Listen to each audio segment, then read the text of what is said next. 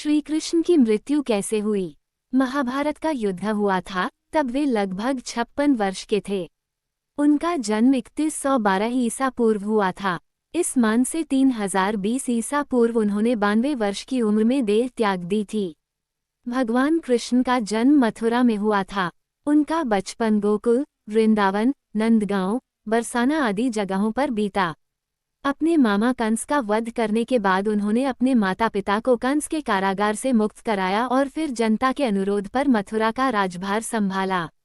कंस के मारे जाने के बाद कंस का ससुर जरासंध कृष्ण का कट्टर शत्रु बन गया। जरासंध के कारण काल्यवन मारा गया। उसके बाद कृष्ण ने द्वारिका में अपना निवास स्थान बनाया और वहीं रहकर उन्होंने महाभारत युद्ध में भाग लिया। महाभारत युद्ध के बाद कृष्ण ने 36 वर्ष तक द्वारिका में राज्य किया। ततस्ते यादवास सर्वे रथानारूह्य शीघ्रगन प्रभासं प्रययुसार्ध कृष्णरामादिमिर्द्विज प्रभास समनुप्राप्ता कुकुरान्धक वृष्णीय चक्रुस्तव महापान वसुदेवेन नोदिता पिबता तत्र चैतेषा संघर्षेण परस्परम अतिवदेन धनुजगे कलहाग्नि क्षयावह। विष्णु पुराण धर्म के विरुद्ध आचरण करने के दुष्परिणाम स्वरूप अंत में दुर्योधन आदि मारे गए और कौरव वंश का विनाश हो गया। महाभारत युद्ध के पश्चात सांत्वना देने के उद्देश्य से भगवान श्री कृष्ण गांधारी के पास गए। गांधारी अपने 100 पुत्रों की मृत्यु के शोक में अत्यंत व्याकुल थीं। भगवान श्री कृष्ण को देखते ही गांधारी ने क्रोधित होकर उन्हें शाप दिया कि तुम्हारे कारण जिस प्रकार से मेरे 100 पुत्रों का नाश हुआ है, उसी प्रकार तुम्हारे वंश का भी आपस में एक दूसरे को मारने के कारण नाश हो जाएगा। भगवान श्री कृष्ण ने माता गांधारी के उस शाप को पूर्ण करने के लिए अपने कुल के यादवों की मति फेर दी। इसका यह मतलब नहीं कि उन्होंने यदुओं के वंश के नाश का शाप दिया था। सिर्फ कृष्ण वंश को शाप था। महाभारत का युद्ध समाप्त हो चुका था। कृष्ण द्वारिका में ही रहते थे। पांडव भी युधिष्ठिर को राज्य सौंपकर जंगल चले गए थे। एक दिन अहंकार के वश में आकर कुछ यदुवंशी बालकों ने दुर्वासा ऋषि का अपमान कर दिया। गांधारी के बाद इस पर दुर्वासा ऋषि ने भी शाप दे दिया कि तुम्हारे वंश का नाश हो जाए। उनके शाप के प्रभाव से कृष्ण के सभी यदुवंशी भयभीत हो गए।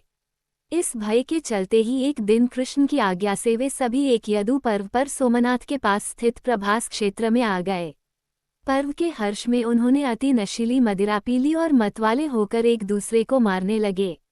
इस तरह भगवान श्री कृष्ण को छोड़कर कुछ ही जीवित बचे रह गए।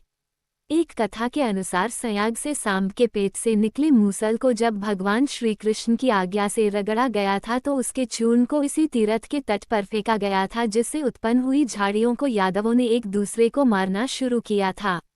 ऋषियों के श्राप से उत्पन्न हुई इन्हीं झाड़ियों ने तीक्ष्ण अस्त्र शस्त्रों का काम किया और सारे प्रमुख यदुवंशियों का यहाँ विनाश हुआ। महाभारत के मौसल पर्व में इस युद्ध का रोमांचकारी विवरण है। सारे यादव प्रमुख इस गृहयुद्ध में मारे गए।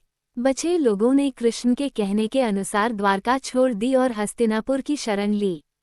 यादवों और उनके भोज्य गणराज्यों का अंत होते ही कृष्ण की बसाई द्वारका सागर में डूब गई। भगवान कृष्ण इसी प्रभाव क्षेत्र में अपने कुल का नाश देखकर बहुत व्यथित हुए। वे वहीं रहने लगे। उनसे मिलने कभी कभार युधिष्ठिर आते थे। एक दिन वे इसी प्रभाव क्षेत्र के वन में एक पीपल के वृक्ष के नीचे योग निद्रा में लेटे थे।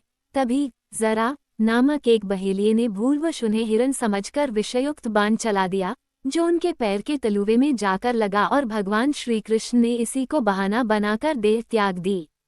महाभारत युद्ध के ठीक 36 वर्ष बाद उन्होंने अपनी देह इसी क्षेत्र में त्याग दी थी। अंत में कृष्ण के प्रपौत्र वज्र अथवा वज्रनाभ द्वारिका के यदुवंश के अंतिम शासक थे, जो यदुओं की आपसी लड़ाई में जीवित बच गए थे। द्वारिका के समुद्र में डूबने पर अर्जुन द्वारिका गए और वज्र तथा शेष बची यादव महिलाओं को हस्तिनापुर ले गए। कृष्ण के प्रपौत्र वज्र को हस्तिनापुर में मथुरा का राजा घोषित किया। वज्रनाभ के नाम से ही मथुरा क्षेत्र को ब्रजमंडल कहा जाता है।